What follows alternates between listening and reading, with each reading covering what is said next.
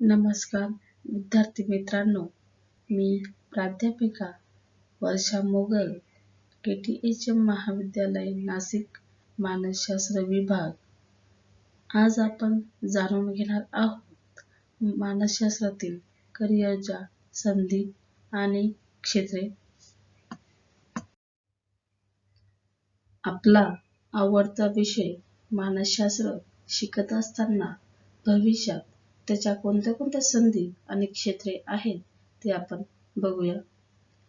मानसशास्त्राचा इतिहास पाहिल्यानंतर त्यामध्ये सुरुवातीच्या काळातील मानसशास्त्राच्या व्याख्या अमूर्त दृष्टिकोनातून केलेल्या दिसून येत होत्या. म्हणजेच आत्मा, मन अशा अमूर्त संकल्पना मागे पडून सध्या मूर्त अशा वर्तन प्रकारावर मानसशास्त्रज्ञांनी भर दिलेला दिसून येतो. मानसशास्त्र म्हणजे केवळ वर्तनाचाच अभ्यास नव्हे, तर त्यात मानसिक प्रक्रियांचा देखील अभ्यास केला जातो. मानसशास्त्रज्ञ होणे म्हणजे दुसऱ्याच्या मनातले जाणता येणे किंवा दुसऱ्याला संमोहित करू शकणे अशी चुकीची माहिती असते व हा भ्रम करून घेऊन अनेक जण मानसशास्त्रज्ञ होण्यासाठी येतात. म्हणजेच मानसशास्त्र अभ्यासला म्हणजे मानसशास्त्रज्ञ होतोच असे नाही. तर मानसशास्त्रामध्ये कोणत्या क्षेत्रात संधी उपलब्ध होऊ शकतील याविषयी आपण जाणून घेणार आहोत. यालाच मानसशास्त्राच्या उपयोजित शाखा असेही म्हणतात. सैद्धांतिक शाखांमध्ये प्रस्थापित केलेल्या तत्त्वांचा आणि सिद्धांताचा मानवी समस्या सोडविण्यासाठी उपयोग करणाऱ्या मानसशास्त्राच्या शाखेला उपयोजित शाखा असे म्हणतात. उपयोजित मानसशास्त्राचा प्रमुख हेतू विविध क्षेत्रांत निर्माण होणाऱ्या समस्या सोडवून समायोजनास मदत करणे आणि जीवनमानाचा दर्जा सुधारणे हा असतो. जितक्या प्रकारच्या शाखा तितक्या ठिकाणी व्यवसायाच्या संधी उपलब्ध होऊ शकतात. पुढीलप्रमाणे मानसशास्त्रातील विविध क्षेत्रे आणि व्यवसाय संधी आपण अभ्यासूया.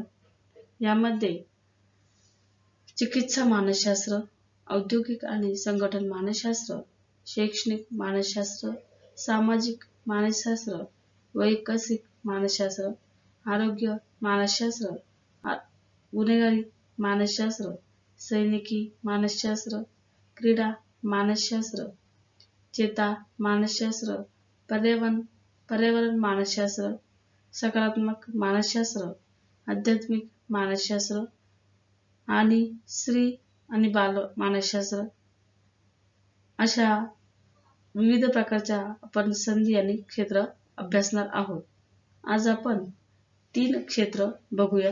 एक चिकित्सा मानसशास्त्र, औद्योगिक आणि संघटन मानसशास्त्र आणि शैक्षणिक मानसशास्त्र.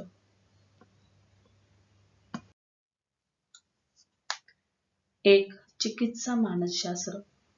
चिकित्सा मानसशास्त्र ही मानसशास्त्राची प्रमुख शाखा आहे. मनोविकृतीचे निदान करून त्यावर उपचार करणाऱ्या शाखेस चिकित्सा मानसशास्त्र असे म्हणतात. मनोविकार तज्ञ आणि चिकित्सा मानसशास्त्रज्ञ या 2 व्यक्ती प्रामुख्याने मनोरुग्णांवर उपचार करतात. चिकित्सा मानसशास्त्रज्ञ वृत्ती इतिहास पद्धतीद्वारा रुग्णांविषयी माहिती मिळवितात. तसेच मानसशास्त्रीय कसोट्यांचा वापर करणे, विद्युत कॅम चिकित्सा म्हणजेच ECT देणे. कोणत्याही रुग्णाला केवळ औषधाने बरे करता येत नाही. त्यासाठी त्याला मार्गदर्शनाची म्हणजेच समुपदेशनाची आवश्यकता असते. सध्याच्या स्पर्धेच्या युगामध्ये प्रत्येक व्यक्तीच्या समोर समस्यांची मालिकाच सुरू असते. प्रत्येकाच्या समस्या वेगवेगळ्या असतात. प्रामुख्याने भावनिक, वैवाहिक, कौटुंबिक, व्यावसायिक, बौद्धिक अशा अनेक समस्यांमध्ये प्रत्येक व्यक्ती गुरफटलेली दिसून येते. आणि त्यामुळे बहुतेक जण आपला स्वतःचा आत्मविश्वास हरवून बसलेले दिसतात, तर काही जण न्यूनगंडाने पछाडलेले असतात. हे मानसशास्त्रज्ञ अनेक प्रकारच्या समस्या हाताळतात. त्यात चिंता, भयगंड यांसारख्या सौम्य स्वरूपाच्या समस्यांपासून छिन्नमनस्कतेसारख्या गंभीर स्वरूपाच्या विकृतींचा समावेश होतो. एका सर्व्हेनुसार अमेरिकेत दर 5 व्यक्तींमध्ये एक व्यक्ती अशी आहे जिला वर्षातून एकदा तरी मानसिक आजारांचा सामना करावा लागलेला आहे. तर दर 25 प्रौढांमागे एकाला तरी गंभीर मानसिक आजार झालेला आहे. विविध देशांतील आकडेवारी सुद्धा जवळपास अशीच आहे. सध्याचे राहणीमान, उंचावलेली तथाकथित आधुनिक जीवनशैली, जीवघेणी स्पर्धा आणि जंगलवादाचे वाढलेले प्रसंग या साऱ्यांचा विचार करता चिकित्सा मानसशास्त्रज्ञांचे काम वाढते राहणार यात शंका नाही. 2. औद्योगिक आणि संघटन. आजचे युग हे विज्ञान युग आहे. विज्ञानामुळे मानवी जीवन सुसह्य व सुलभ करण्याकरिता मोठ्या प्रमाणावर तंत्रज्ञानाचा शोध लावला. उत्पादन वाढीकरिता स्वयंचलित यंत्रांचे शोध लागून औद्योगिक क्रांती घडून आली. मानसशास्त्राच्या या उपयोजित शाखेचा 4 उपशाखांचा समावेश होतो. कर्मचारी मानसशास्त्र, संघटना मानसशास्त्र, अभियांत्रिकी मानसशास्त्र व उपभोक्त्यांचे मानसशास्त्र. योग्य कर्मचाऱ्यांची निवड, नियुक्ती, पदोन्नती, बदली याविषयीचे निर्णय घेण्यास कर्मचारी मानसशास्त्रज्ञ मदत करतात. उदाहरणार्थ, कर्मचाऱ्यांची व्यक्तिमत्व चाचणी घेऊन जर एखाद्या कर्मचाऱ्यामध्ये अंतर्मुखी हा स्वभाव विशेष आढळला तर त्याला विपणन या विभागात काम करणे त्याला जमणार नाही. अशा वेळी योग्य व्यक्ती त्या कामासाठी निवडणे यात औद्योगिक आणि संघटनात्मक मानसशास्त्रज्ञांची खूप मदत होते. अशी निवड प्रक्रिया अप्रत्यक्षपणे कंपनीची भरभराट होण्यास मदत होते. त्याला कर्मचारी आणि कंपनीचे मालक किंवा नियोक्ता यांच्यातील सुसंवाद साधणारा दुवा म्हणून काम करावे लागते. कर्मचाऱ्यांच्या मागण्या, त्यांची गैरहजेरी, कंपनीत होणारे संप, कामगार कल्याण योजनांचा अवलंब असे कार्य मानसशास्त्रज्ञांना करावे लागते. संघटना विकास हे अंतिम ध्येय डोळ्यासमोर ठेवून संघटना मानसशास्त्रज्ञ कार्य करतात. प्रभावी नेतृत्व शैली ठरवणे, सामूहिक निर्णय प्रक्रिया अधिक परिणामकारक करणे, कर्मचाऱ्यांची कार्यप्रेरणा सुधारणे, त्यांचे कार्यसमाधान वाढवणे, कर्मचाऱ्यांची कामावरील अनुपस्थिती कमी करण्यासाठी उपाय योजणे आणि उत्पादन क्षमता वाढवणे हे या मानसशास्त्रज्ञांचे प्रमुख कार्य होय. मानवी प्रमाद कमी करून उत्पादन वाढविण्याचे ध्येय डोळ्यासमोर ठेवून अभियंता मानसशास्त्रज्ञ कार्य करतात. यंत्ररचना करण्यासाठी ते मानवी क्षमतांबरोबर मानवी मर्यादाही डोळ्यासमोर ठेवतात. कमीत कमी वेळात जास्तीत जास्त कसे काम करता येईल, कामाच्या जागी मानसिक आणि शारीरिक ताण कसा कमी करता येईल, अपघात कसे टाळता येईल याबाबत मानसशास्त्रज्ञ संशोधन करतात आणि प्राप्त फलितांचे प्रत्यक्ष उपयोजनही करतात. वस्तूचे उत्पादन, वितरण व विक्री हे उपभोक्ता मानसशास्त्रज्ञांची कार्यक्षेत्रे होते. उपभोक्त्यांच्या ग्राहकांच्या गरजा लक्षात घेऊन त्यानुरूप उत्पादित वस्तूत बदल वा सुधारणा करणे, जास्तीत जास्त विक्री व्हावी यासाठी उत्पादित वस्तूंचे योग्य पद्धतीने वितरण करणे आणि ग्राहकांना ती वस्तू विकत घ्यावी यासाठी प्रभावी जाहिरात तंत्रे आणि ग्राहक अनुपालन तंत्रे वापरणे हे या मानसशास्त्रज्ञांचे कार्य होय. 3. शैक्षणिक मानसशास्त्र.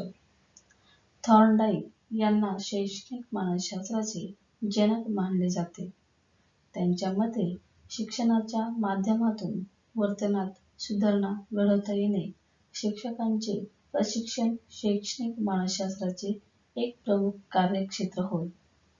व्यक्तीच्या जीवनाचा बराचसा काळ हा शिक्षण घेण्यामध्ये व्यतीत होतो.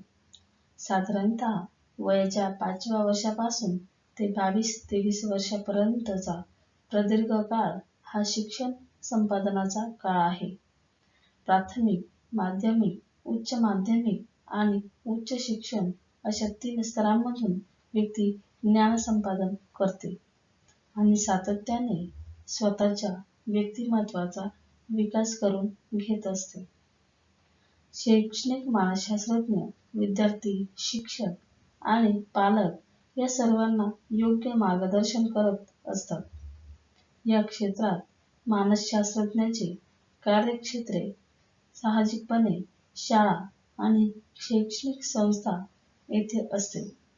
सर्वसामान्यपणे शाळेची कामगिरी उत्तरोत्तर वाढती कशी राहील, विद्यार्थ्यांच्या भविष्यासाठी कोणत्या वेगवेगळ्या नाविन्यपूर्ण कल्पना वापरता येतील यावर भर असतो.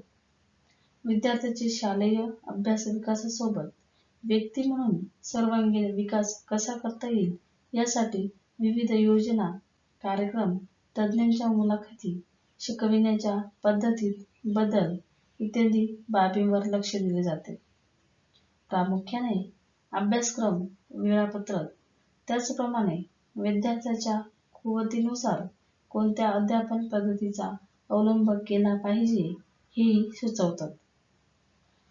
अभ्यासाची परिणामकारकता पाहण्याच्या दृष्टीने अभ्यासक्रमामध्ये अध्ययनविषयी मानसशास्त्रीय ज्ञानाचा अवलंब कसा करता येईल, मुलांना प्रेरणा कशी देता येईल यासाठी नवनवीन शैक्षणिक उपक्रम मानसशास्त्रज्ञ राबवित असतात. विद्यार्थ्याचा गुणात्मक विकास घडवून आणण्याचा प्रयत्न हे शैक्षणिक मानसशास्त्रज्ञ करत असतात. पालकांची भूमिका, त्यांच्या अपेक्षा, शिक्षकांच्या समस्या यावर मानसशास्त्रज्ञ लक्ष देतात. यांच्या बरोबरीने शाळेतील प्रतिभावंत विद्यार्थी आणि अध्ययन अक्षमता असणाऱ्या विद्यार्थी ओळखून यांच्या गरजांकडे लक्ष देणे, तसेच आवश्यकता भासल्यास विद्यार्थ्यांचे निरीक्षण करणे, खोडकर मुलांना वेळीच आवर घालणे यात मानसशास्त्रज्ञ महत्त्वाची भूमिका बजावतात. अशा प्रकारे आपण 3 क्षेत्रे अभ्यासले आहेत. राहिलेले उर्वरित क्षेत्रे पुढील भागामध्ये अभ्यासणार आहोत. धन्यवाद.